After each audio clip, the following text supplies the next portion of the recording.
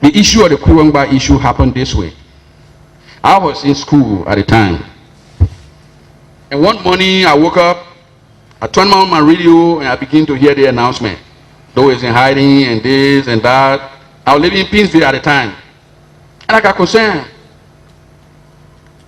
You know, and they begin to repeat this playing, this cassette, pre-recorded cassette, saying the same thing over and over.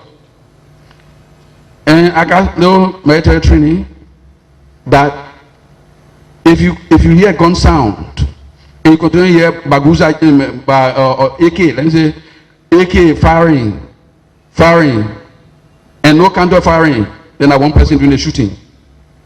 But if you hear another gun sound, there is an exchange of fire. So I begin to hear the one repeating announcement. So I decided to call the president. I called him at the mansion. I said, "Are you well?" He said, "I am." I put the telephone down. Immediately communication cut off in Pinsville. I decided to go to town. Since he told me that he was there, I decided to go to town. When he told me that he was there, I decided to leave. I got my security. I said, "Let's go to town." When we were coming to town, getting to ERBC, they had a big LC bus or across the road, so there was no way to cross. Then some ladies came from red light. They told me, they said, "Oh, there are a lot of rebels at the red light, how they call it, ERW junction." And they were strange, and they were speaking things like Creole, so the place was not safe for me to go. I sat at home. Later on in the afternoon, they made the announcement, and I managed to go to town. I went to the mansion. I met him.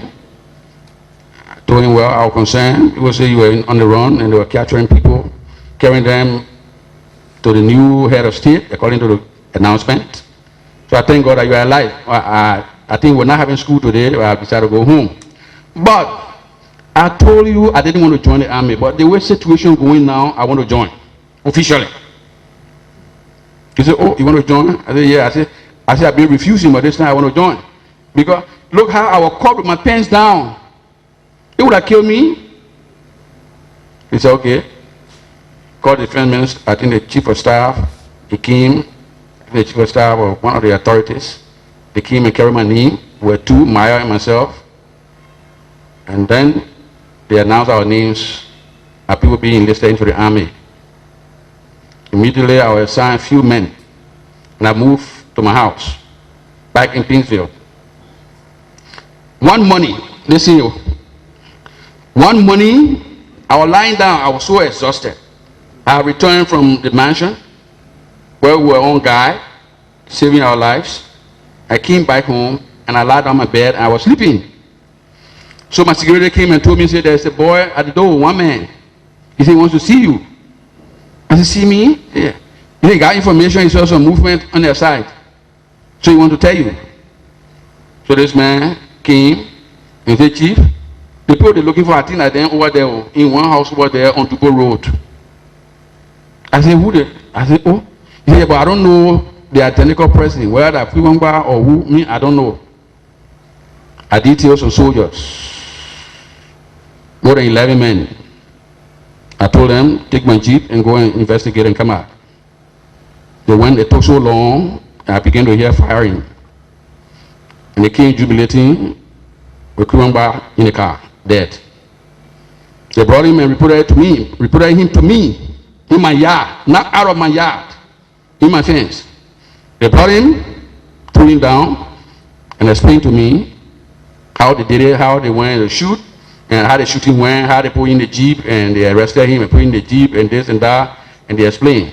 The portion that they explained to me, that I explained on TV, shooting, you know.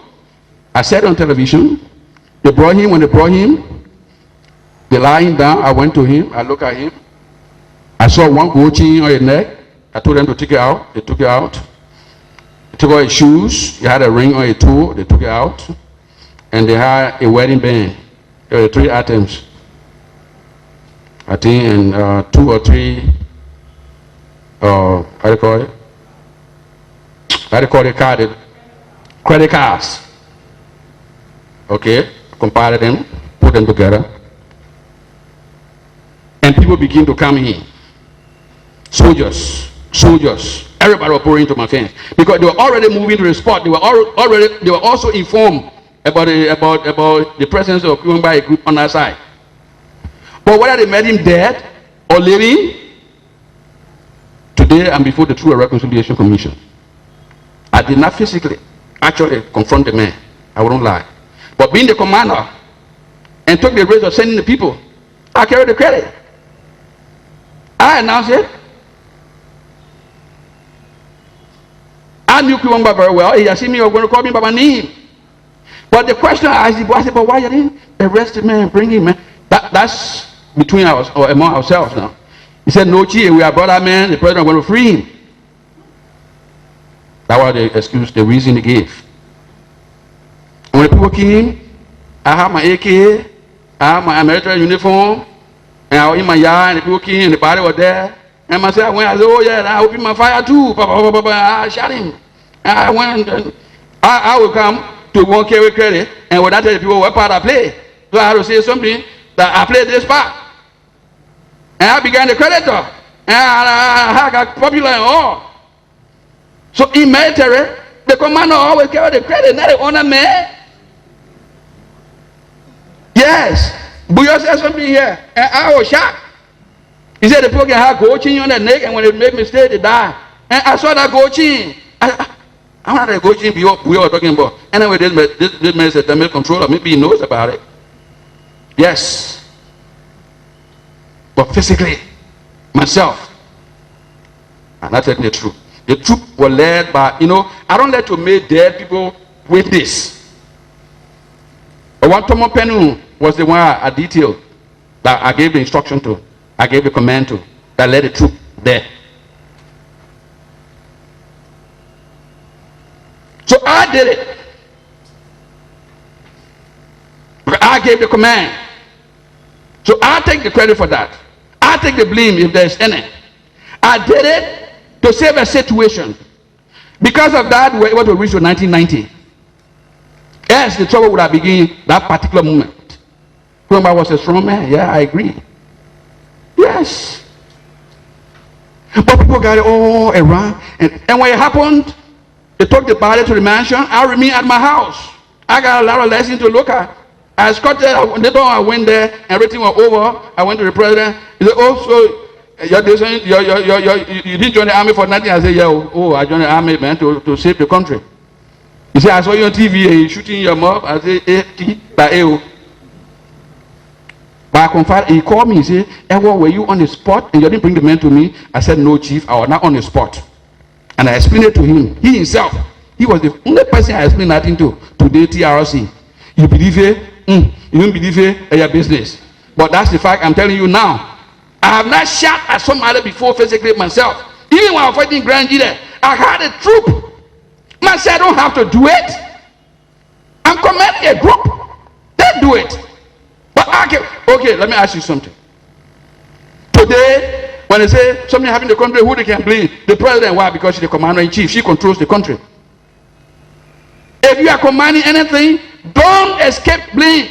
If you take part in anything, accept the blame. Today, I'm disclosing this information, which is necessary because TRC asked me to explain. This is why I'm explaining it today. I didn't want to explain. I will tell you, I did it. Many times here busy. I said, I owe nobody apology. That's what I said. But today, I have to do so. Because if I don't do it, Slangar, then they say looking for trouble in that man. You ain't know that man. That man, that trouble man, don't mind him being quiet. But gentlemen, ladies and gentlemen, that's the only fact that I have not told anybody about.